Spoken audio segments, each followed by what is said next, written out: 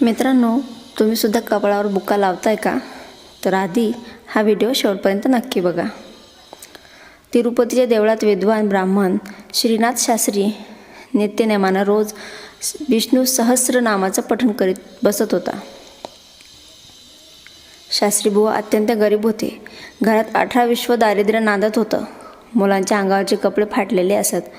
शास्त्री बुवांची प्रतिव्रता पत्नी ठिकठिकाणी विरलेल्या फाटलेल्या लुगड्याला गाठी मारून नेसायची. रोजच दारिद्र्य ते कसंबसं सहन करायचे. पण सणवार आले, दिवाळी आली की दारिद्र्याचे हे काटे त्यांना अधिकच रक्तपांबळ करू लागायचे. आसपास शेजारी पाजारी दिवाळीची रोषणाई व्हायची. घराघरातली बायका मुलं कोऱ्या कपड्यांना वावरायची, पण शास्त्री बुवांची मात्र फाटक्या कपड्यात हिंडायची. संस्कारित असल्यामुळं ती आपल्या पित्याला दोष देत नसत, पण त्याच्या मूक नजरेतील आर्तता श्रीनाथ शास्त्रीच्या हृदयाला पिळवटून भेदून जात असे. त्यांची पत्नीही त्यांना एका शब्दानं कधी बोलत नसे, पण आपल्या देहावर नसलेल्या लुगड्याच्या गाठीकडे ती अतिव दयनीयतेनं पाहत असे. त्यावेळी शास्त्री बुवांना अत्यंत वाईट अपराध्यासारखं होई. आजचा दिवसही सणाचा होता, दिवाळीचा होता. घरातल्या दारिद्र्याच्या दर्शनाला कंटाळून पहाटेपासूनच श्रीनाथ शास्त्री तिरुपतीच्या मूर्तीसमोर बसून विष्णू सहस्रनामाचं एक नाम वाचत होते. वाचता वाचता हळूहळू त्यांना कंठ दाटून आला. तिन्ही सांज व्हायला आली तरी पुढ्यातल्या पाटावर फक्त 2-3 मूठ तांदूळ जमा झाले होते.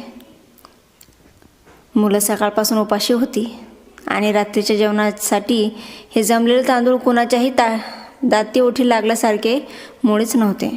शास्त्रीबुवांच्या मनात विचार आला, इतकी वर्ष आपण उपाशी पोटी सुद्धा परमेश्वराच्या नामस्मरणात कधी ना कधी खंड पडू दिला नाही ना, कधीही आपलं चित्त विचलित होऊ दिलं नाही, पण आज अस्वस्थ का वाटतंय?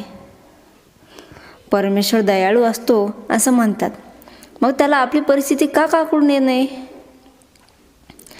आपल्यावर दया दाखवावी असं का वाटू नये? ही परमेश्वर दयाळू आहे ही अफवाच आहे. होय, तसंच असलं पाहिजे. तसं नसतं तर अनेक वर्ष आपणास एवढे हलाखीचे दिवस पाहावे लागले नसते. विचार करता करता शास्त्रीबुवांचे डोळे भरून आले. पुढ्यातल्या पोथीवर अश्रूंचे थेंब टपटप पडत होते. त्यातला एक अश्रू पोथीतील एका शब्दावर नेमका पडला. शास्त्रीबुवांनी डोळ्यातील पाण्याच्या पडद्या आडून त्या शब्दाकडे निरखून पाहिलं. तो शब्द होता दयाघन. त्या शब्दाकडे बघून श्रीनाथ शास्त्री उपासानं असले. जवळच एक कोळशाचा तुकडा पडला होता. तो त्यांनी उचलला आणि त्या दयाघन शब्दावर फुली मारली. त्याचवेळी श्रीनाथ शास्त्रीच्या घरी कोणतरी घटना घडत होती याची त्यांना सुतरामही कल्पना नव्हती. त्या तिन्ही सांजेला श्रीनाथ शास्त्रींच्या घरासमोर डोक्यास काठेवाडी पद्धतीची पगडी बांधलेला सतेज चेहऱ्याचा तरुण येऊन उभा राहिला होता. त्यांना आपल्या समवेत 8-10 बैलगाड्या भरून सामान आणलं होतं. ते सर्व सामान त्यांनी शास्त्रीबुवाच्या घरासमोर उतरवलं.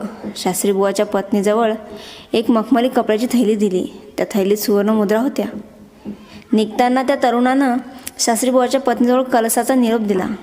कसलासा निरोप दिला? श्रीनाथ शास्त्री अजून तिरुपतीच्या देवळातच बसले होते. अश्रूंना पुढ्यातील पोथी भिजत होती.